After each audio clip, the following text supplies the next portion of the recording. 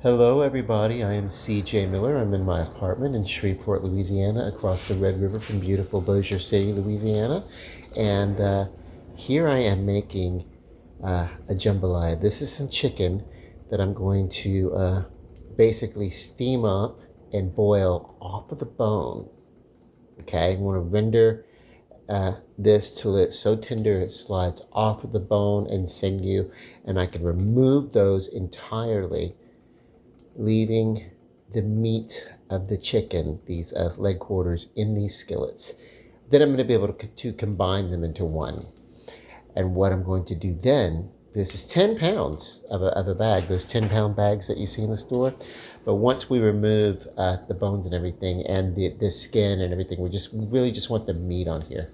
So we want to get rid of everything that's going to get in the way of that. Once we do that, then I'm going to add, and it would probably melt down to probably about 4 to 5 pounds of chicken meat by the time I take you account for the liquid they put into the skillet, into the bag to keep it fresh and for the broth and everything like that. And then once you take away the skin, the meat and everything, you're going to really see this come down to about 4 to 5 pounds of chicken. Okay. So it's probably on average, they say 10 pounds, but actual chicken product is probably somewhere in the neighborhood of 8 pounds, 8.5 pounds or something really. But what happens is we're going to lose that, and we're going to come down to about the 5 pounds. To that, I'm going to add my sausages, and this is 4 pounds of hot link sausage that's going to really, really punch up the flavor. Okay.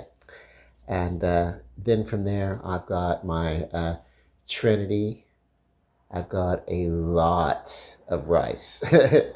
I'm not even sure how much rice is going to go in here, but I'm going to make a lot of it. And yeah. I don't know how many people are coming to this thing, but I'm gonna pack for a full house, and so yeah. And even though everybody's going to be bringing different kinds of food, and this doesn't have to feed everybody. It doesn't have to be a full plate. I at least want everybody to have a good spoonful, a good ladle of it. So, you know, uh, it's going to be a well hooked up plate. What I'm going to actually do is boil this down, cook it, make it, and then put it in containers to travel with me. I've got like 2 or 3 bowls that I'm going to be able to take. And so I've got about 3 bowls, serving bowls, that are going to be of this rice mixture. And then possibly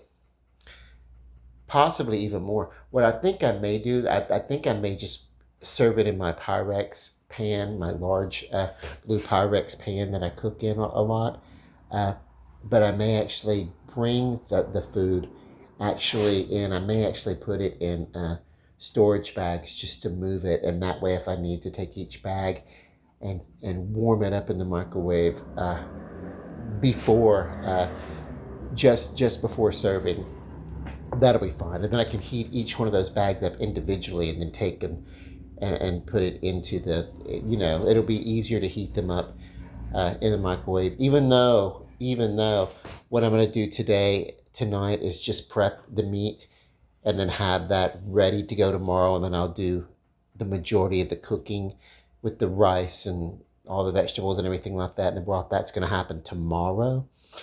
Um, but what I want to do is I want to have it, in a non-frozen state, but refrigerated well until it's ready to travel. So that basically all I have to do is take the storage bag, heat it up in the, heat it up in the microwave. It's gonna be fine, uh, and kick ass. This jambalaya that I made the other day. This is very similar, except that instead of using andouille, I'm using hot links, which is another traditional thing that happens in Louisiana. Hot links gets used in several jambalaya recipes.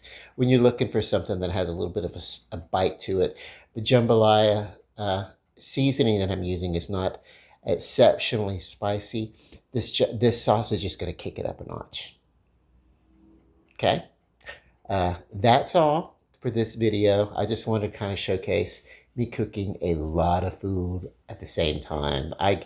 I love holidays because I really do get to cook. And a lot of times, what I'll do is I'll cook a lot of side dishes, and I'll put them out, and I'll fill the table with, just platters of food that people can help themselves to. But but it's all different things. It's not often that I make a lot of one singular thing. So this is kind of cool. I'm having fun with it. Okay, love and light, and have a spooky, spooky holiday season. Well, a spooky, spooky Halloween season. May your harvest be bountiful. And then,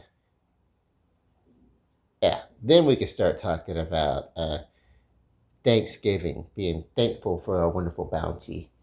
And then we can start thinking of our wonderful Christmases in which we have to come in there and just, well, we really got to clean out everything that we've, uh, even get fatten ourselves up because it's going to be cold for the wintry season uh, until the spring.